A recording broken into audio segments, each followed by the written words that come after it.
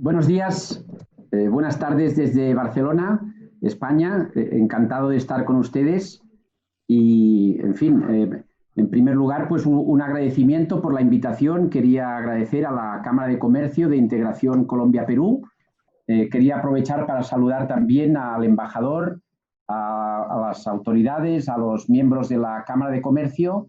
También agradecer a don Roberto Corral la invitación. Y para mí será un placer pues, dirigirles unas palabras en relación con buenas prácticas empresariales. La idea es transmitir prácticas que están haciendo organizaciones, me referiré especialmente a organizaciones españolas, catalanas, en algún caso alguna también de otros países europeos, pero esencialmente son casos europeos.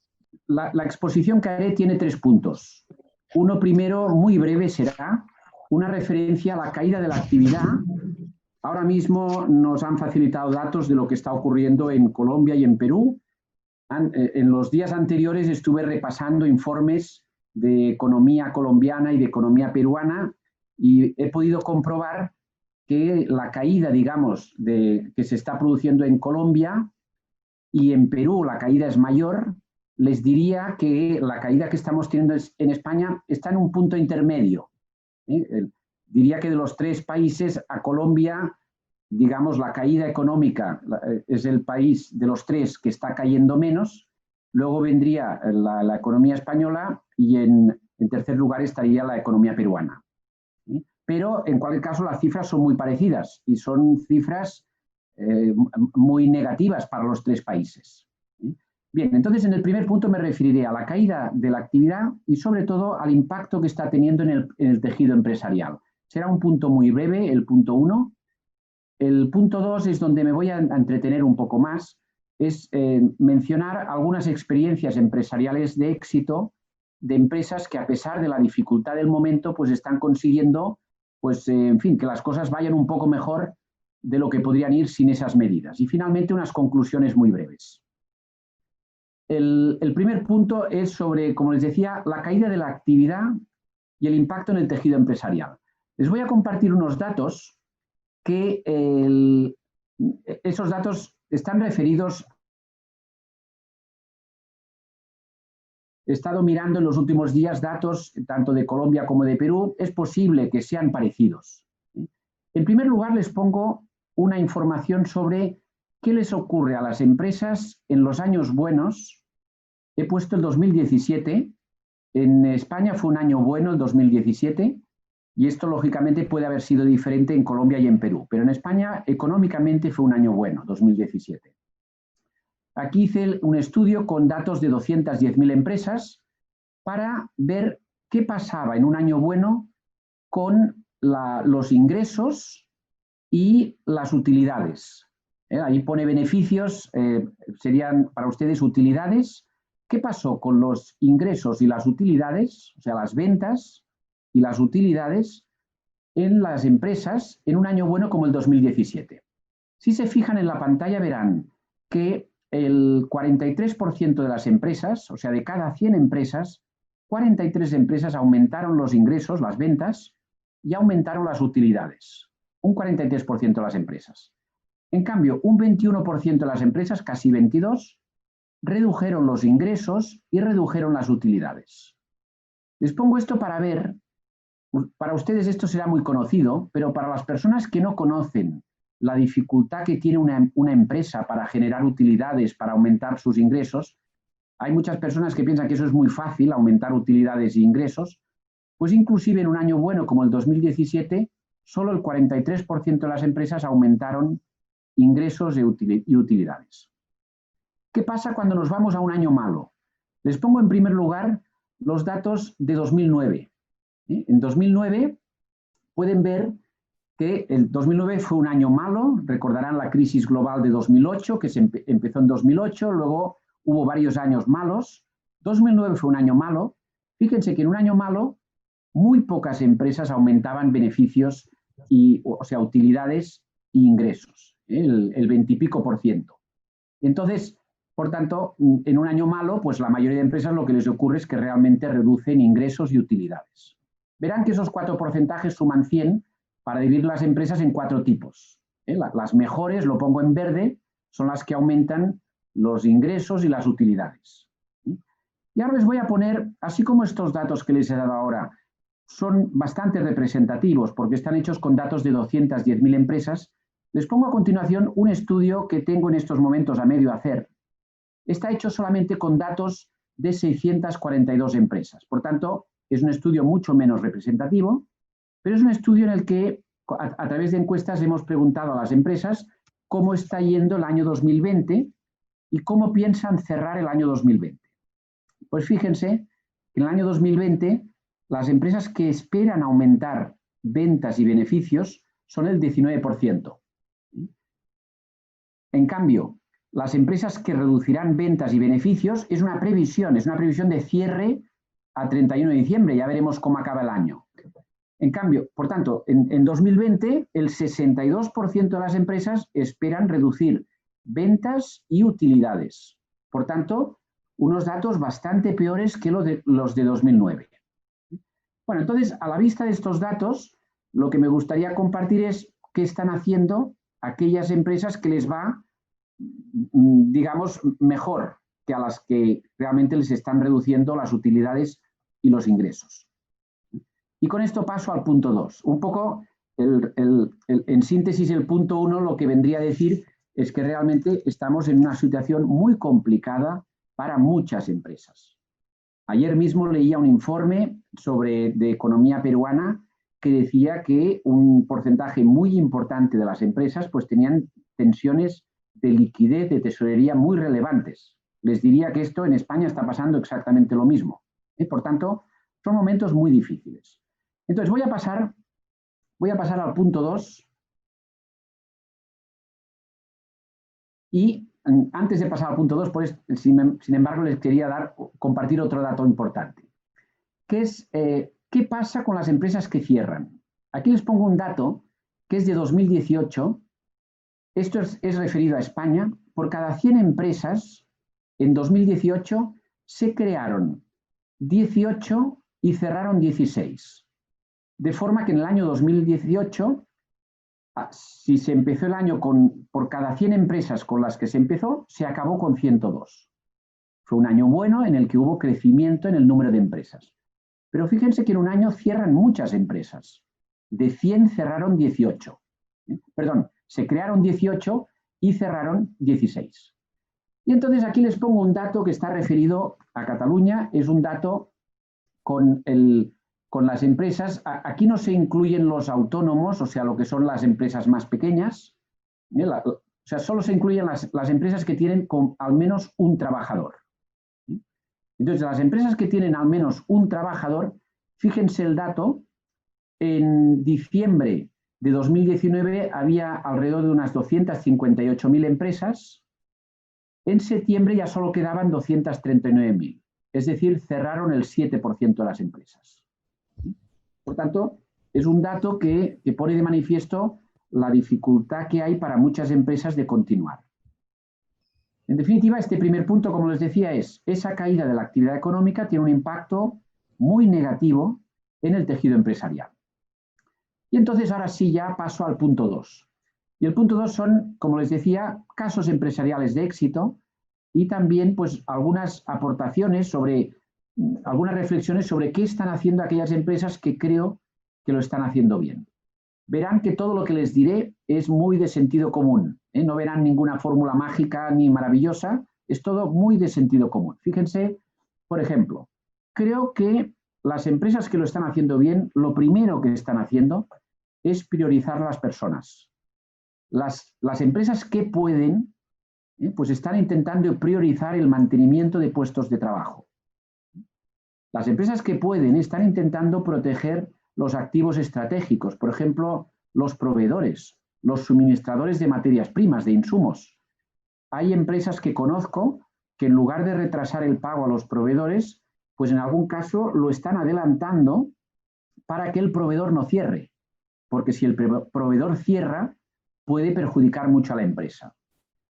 Y una tercera estrategia muy importante, la más importante creo que le intentaré transmitirles hoy, es que creo que las empresas que pueden, y que creo que lo están haciendo mejor, pero pueden hacer lo que les diré ahora, se concentran en crecer, no en recortar gastos, pero dando por sentado que muchas empresas han de recortar egresos, han de recortar gastos, costes o costos, porque si no la empresa podría desaparecer. Es decir, por supuesto que hay muchas empresas que han de recortar costos porque si no desaparecen, pero hay empresas que lo que hacen es concentrarse también en crecer. Por esto, diría, en Estados Unidos se está hablando mucho de las empresas ambidiestras. Las empresas ambidiestras son esas empresas donde la gerencia general, por un lado, está intentando controlar los gastos, pero por otro lado está intentando crecer. Y es un difícil equilibrio entre estas dos medidas, pero es bueno no centrarse solamente en el recorte de gastos, sino en mirar aquellas alternativas de crecimiento que hay. Cuando hablamos de las personas, aquí más que de las empresas hablaría de las personas y sobre todo me referiría a los gerentes y las gerentes de las empresas. Es muy importante el control de las emociones. Las empresas que lideran, las personas que lideran una empresa tienen que controlar mucho las emociones, evitar la sobrereacción, ¿sí? Intentar hacer su trabajo, ¿sí? Y toda aquella persona que depende de una gerencia o de un directorio, pues ayudar a los jefes, a las jefas, a que puedan hacer bien su trabajo también. ¿Sí? Y también, hablando de las personas, una buena práctica, quien pueda, es solidaridad en todas direcciones. Solidaridad significa también cooperación. En la intervención anterior, que me ha gustado mucho, se ha hablado de cooperación. Ahora es un gran momento para la cooperación, en lugar de cerrarnos cada uno en su empresa o cada uno en su país. Ahora es un gran momento para la cooperación. Aquí les pongo un ejemplo de una empresa, IKEA, esa empresa sueca, en Barcelona, que en los peores momentos del confinamiento, muchas empresas lo han hecho, pues lo que hizo es regalar productos, digamos, obsequiar con productos gratuitos a personas vulnerables. Es un ejemplo de una empresa, como muchas otras, que han demostrado con prácticas que cuidaban a las personas. Les pongo otro ejemplo un ejemplo muy sencillo de buena práctica. Casa Tarradellas es una empresa muy conocida en España que fabrica pizzas. A los pocos días de producirse los confinamientos, esta empresa ya estaba fabricando mascarillas con el envase de las pizzas. Esto sí que no sé qué ocurrió en Colombia y en Perú, pero en España estuvimos muchas semanas sin mascarillas. Hubo un problema de abastecimiento y no llegaban las mascarillas. Sé que en Francia y Portugal pasó lo mismo. Entonces esta empresa lo que hizo es innovar y utilizar su inteligencia, su talento, y con los envoltorios, los envases de las pizzas hicieron mascarillas que no solamente eran para sus empleados, sino también para la población en la que está esta empresa. Les pongo otro ejemplo de buena práctica. Esto es una cadena de supermercados que en los peores momentos de la crisis lo que ha hecho es poner a disposición de sus empleados 10 millones de euros. 10 millones de euros viene a ser más o menos 10 millones de dólares norteamericanos. Pues ofreció préstamos sin interés a sus empleados para aquellas necesidades más urgentes que pudiesen tener. Son ejemplos de empresas que han hecho pequeñas prácticas de apoyo a las personas tanto de la población en la que están como también de sus empleados. Bien, entonces, siguiendo con el tema de la actitud personal, me quería referir al tema de la actitud positiva. Allí les pongo a la derecha pues un libro que escribí en medio del confinamiento, la botella medio llena. Cuando tenemos una botella que el líquido llega a la mitad, pues podemos ver la botella medio llena o la podemos ver medio vacía. Cuando vemos una botella medio llena, significa que reconocemos que hay una parte que está vacía. La vida es así. La vida tiene partes positivas y partes negativas. En el momento actual podemos ver muchas cosas negativas o muchas cosas positivas. Aquí les pongo una frase de un sacerdote que falleció hace poco precisamente, que se llamaba Padre Ballarín, que decía: la vida no es como te la dan, sino como te la tomas. Ayer, cuando preparaba la presentación, recordé que la palabra tomar en Colombia y Perú significa otra cosa. Yo creo que significa beber. Ahí me van a disculpar. Tomar, tengo entendido que tanto en Colombia como en Perú es beber, por lo que recuerdo, sobre todo en México también. En cambio, en España la palabra tomar es cómo reaccionas ante lo que tú tienes delante. No sé si esta frase para ustedes les queda clara o no. Lo que significa es que la vida no es como nos la dan, sino que la vida es cómo reaccionamos a partir de lo que nos dan. Y así es la vida. Y ese es el mensaje de esta frase del padre Ballarín. Para ver qué quiero decir con esto, les voy a explicar una pequeña encuesta que hice el pasado verano. Y la encuesta era la siguiente, la hice por Twitter. Por Twitter puse la siguiente encuesta, que decía: tengo 2 llamadas perdidas del celular de 2 personas conocidas. Una es una persona optimista, proactiva, que siempre que hablamos con esa persona nos anima, y la otra es una llamada perdida de una persona que es pesimista, que siempre nos habla de catástrofes, que cuando hemos estado con esa persona tenemos la sensación que nos ha consumido energía. Seguro que recordarán a alguna persona de un tipo y del otro. Entonces en el Twitter yo la encuesta que hacía es: ¿a qué persona te apetece más devolverle la llamada? Ya saben que cuando en las redes sociales hay de todo. Cuando hice esta encuesta, pues hubo alguna persona que me hizo insultos gravísimos por haber hecho esta encuesta, porque decía que hay que contestar a todo el mundo, que no puede ser contestar a unos sí y a otros no, pero bueno. Pero la mayoría de personas contestaron la encuesta y ahí les pongo el resultado. Contestaron 418 personas y de las 418 personas, el 87% les apetecía más devolver la llamada de la persona optimista, de la persona proactiva que siempre anima. Lo digo porque nosotros podemos ver la botella medio llena o la podemos ver medio vacía. Y según cómo la veamos, así nos verán las personas que nos conocen. Por tanto, en esta pantalla mi mensaje es: intentemos, a pesar de que hay muchas cosas muy negativas en estos momentos, no nos va a servir de nada ser catastrofista, no nos va a ayudar a salir del pozo. En cambio, si tenemos actitud proactiva, seguramente saldremos antes. Bien, entonces, continuando con casos empresariales de éxito, me quería referir a algo que veo que están haciendo empresas y que creo que es una buena práctica, que es lo que diríamos analizar escenarios.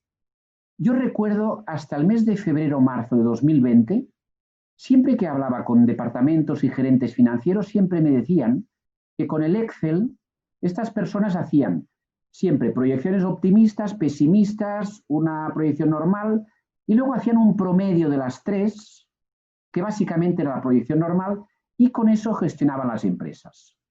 Y en cambio, yo les diría que por primera vez en mi vida, lo que veo es que las empresas ahora están haciendo una cosa diferente, que es las proyecciones que se hacen, las más pesimistas y las más optimistas, no se hace un promedio.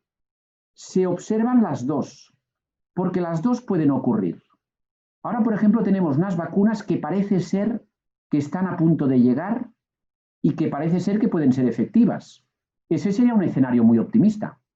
Pero también podría ser, hay quien dice, expertos en sanidad dicen, que esas vacunas pueden traer mortalidad. Hay quien habla de genocidio. En fin, hay todo tipo de interpretaciones. Yo la verdad no lo sé qué pasará con las vacunas. Lo que sí sé es que creo que es bueno en las empresas tener proyecciones financieras, las más optimistas y las más pesimistas, y gestionar la empresa sabiendo que ninguno de los dos escenarios extremos tiene probabilidad 0. Cualquiera de los dos escenarios extremos, el más pesimista y el más optimista, pueden ocurrir. Y por tanto creo que las empresas se tienen que gestionar sabiendo que pueden ocurrir cualquiera de los dos escenarios. Y a partir de ahí, evaluar el impacto de esos escenarios. Y en cada sector es diferente. Yo les diría, por ejemplo, el sector hotelero es el sector que parece ser en Europa, que es el que tiene unas perspectivas peores. Es el que se habla de una recuperación que seguramente, una recuperación plena, igual no llega hasta 2024. Pero es verdad que en muchos otros sectores de la economía se espera que la recuperación ya sea en 2021. He estado estudiando previsiones de la economía colombiana y peruana, Y en los dos casos he visto que todas las proyecciones apuntan que en 2021 se empieza a recuperar la economía, pero que la recuperación no será total. Que la recuperación total será más bien en 2022. Ahora bien, les decía, el sector hotelero todo apunta, al menos en Europa, que la recuperación total no llegará hasta 2024. Bien, esto lleva a pensar que posiblemente antes de empezar el 2020 las empresas tenían una proyección de venta de ingresos mensuales. Esa proyección ha cambiado con la realidad y ahora hay que cambiar esas previsiones. Y lo que les diría también es que en muchas empresas he visto utilizar una técnica que no la veía utilizar desde hace más de 25 años. Y esto desconozco si esa técnica en Colombia y Perú la usaban, que se llama el TAM, el Total Anual Móvil. Es decir, en lugar de hacer una previsión a 12 meses vista que no se toca durante 12 meses, yo recuerdo hace 25 años muchas empresas que hacían previsiones y cada mes iban modificando la previsión de los 12 meses siguientes. Esto es lo que se llama el TAM, el Total Anual Móvil. Entonces veo muchas empresas que vuelven a hacer el TAM y cada mes van rectificando la previsión de los próximos 12 meses en función de los acontecimientos. En Estados Unidos al Total Anual Móvil le llaman el Rolling Forecast, el presupuesto rodante. Bueno, y esto nos lleva también a más prácticas, a más buenas prácticas. Por ejemplo, ¿podemos asegurar la liquidez en la empresa? ¿El capital es adecuado? Y ahí les diría el capital de los accionistas, que hemos hecho muchos estudios que dicen que el capital tiene que ser de alrededor de un 40% de toda la inversión de la empresa. ¿Nuestra empresa está bien financiada? ¿La liquidez está en peligro? ¿Hemos de revisar las inversiones, quizá congelar alguna inversión? Muchas empresas han congelado inversiones y los dividendos. ¿Podemos pedir préstamos, avales? ¿Podemos gestionar mejor el capital de trabajo? Conozco empresas donde el gerente o la gerente general se han puesto una gorra que dice gestor o gestora de capital de trabajo, porque eso es directo a la tesorería, los inventarios, los clientes, los proveedores. ¿Podemos aplazar impuestos? Hay países que dan muchas facilidades en el aplazamiento del pago de impuestos. Y luego, una cosa es defender la liquidez, que es lo más urgente, pero luego hay que defender el margen y la utilidad. El beneficio, es decir, la utilidad está en peligro. ¿Podemos variabilizar costos fijos? En muchos mercados están cayendo los precios. No solamente en los mercados financieros, que comentaré enseguida, sino también los productos, lo que son el precio de las propiedades han caído mucho. Por tanto, no olvidemos que en años como el actual es lo que se llama que son años de compra. En España hay una frase que usamos mucho que dice: hay que comprar con los cañones y vender con los violines. Comprar con los cañones es hacer adquisiciones cuando lo que se oyen son las bombas, que es lo que estamos oyendo ahora. Y en cambio hay que vender con los violines. Los violines es cuando la economía va hacia arriba y todo va muy bien, entonces es cuando hay que vender, porque es cuando los precios están altos. Aquí les pongo un ejemplo de esto que quería decir. Fíjense, esto es el índice bursátil más importante de Europa, el Eurostock. Del 18 de febrero al 18 de marzo cayó un 39%. Yo recuerdo cuando hubo esta caída que hice algunos artículos en el periódico diciendo que ahí había oportunidades de compra, porque siempre que hay una caída tan importante en los mercados financieros, los mercados se suelen recuperar, a veces tardan 2, 3, 4 años, pero la mayoría de las veces se recuperan muy pronto. Fíjense en este gráfico que les pongo. Cuando cayó el índice estaba en 3.800, bajó hasta 2.300 y ahora ha subido ya desde el 2.300, ha subido a 3.500. Esto es una subida del 52%. Los economistas nos equivocamos muchísimo y yo me equivoco muchísimo en las previsiones, pero esto se lo quería comentar porque cuando en marzo hubo esa caída tan importante en la bolsa, pues hice algunos artículos diciendo que ahí había oportunidades de compra. Entonces, en estos momentos, pues ha subido ya un 52%. Claro, como de 2.300 a 3.500 es una subida del 52%. Bien, entonces, cuando hablo de defender márgenes y resultados, el siguiente comentario era el beneficio está en peligro, decía, y aparte de variabilizar costos fijos, quería recordar también lo importante que es gestionar los principales riesgos. Por supuesto que a nivel de salud tenemos el riesgo de los rebrotes, pero también tenemos riesgos tecnológicos, quedarnos atrás en la revolución 4.0, mucha incertidumbre en la economía, desigualdad en la sociedad y problemas de sostenibilidad en el planeta. Estos son los grandes riesgos que tenemos. Cuando hablamos de defender márgenes, también hay muchas empresas que están revisando su modelo de negocio. ¿Podemos simplificar el modelo de negocio? Entonces, este es un tema muy importante. Muchas empresas se han dado cuenta que la digitalización les puede ayudar mucho. Muchas empresas se han dado cuenta que con los confinamientos han dejado de hacer cosas, prácticas, actividades, que no hacía falta hacerlas.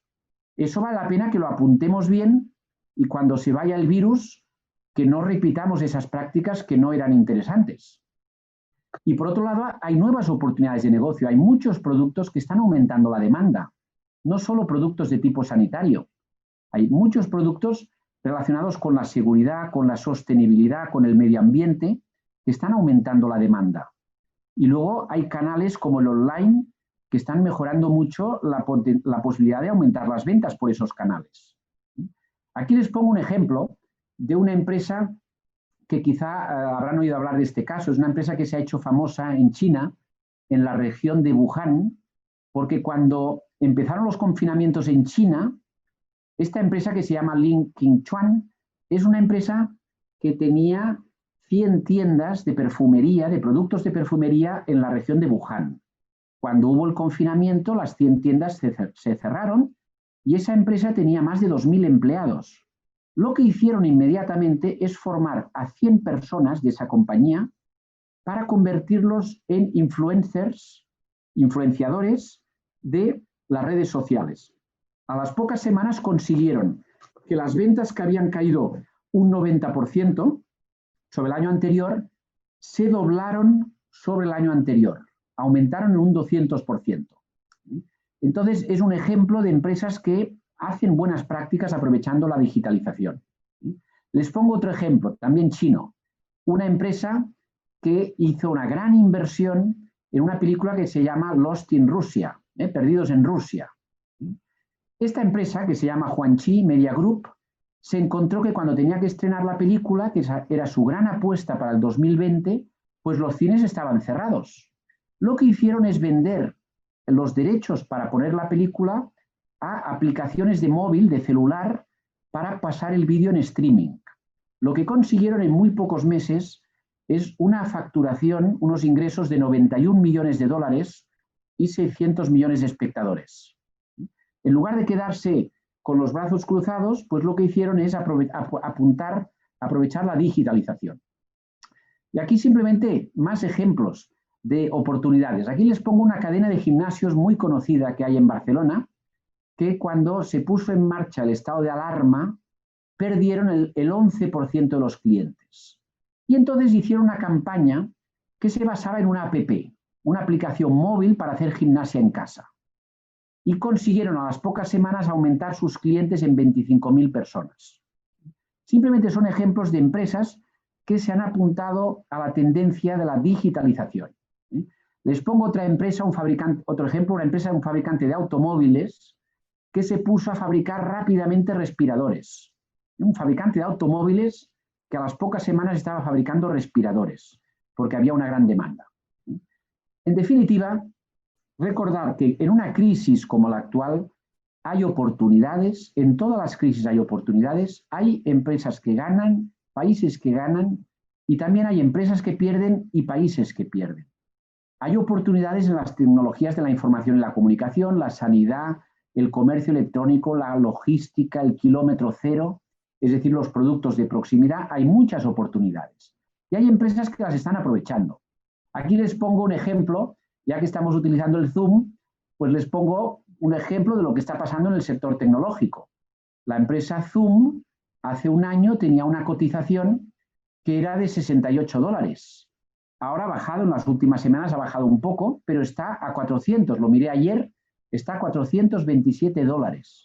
Por tanto, muchas empresas están sufriendo, como decíamos, pero hay muchas que están aprovechando las oportunidades. Bien, y con esto ya acabo. En el primer punto les decía que es un momento muy difícil para las empresas, muy difícil. En el segundo punto, lo que les he transmitido son ejemplos concretos de empresas que han hecho algunas prácticas que están dando resultados. Esto, lógicamente, en cada sector es diferente. Pero ya para acabar, y así cumpliré con el tiempo que me habían propuesto, pues simplemente decir que la historia se repite.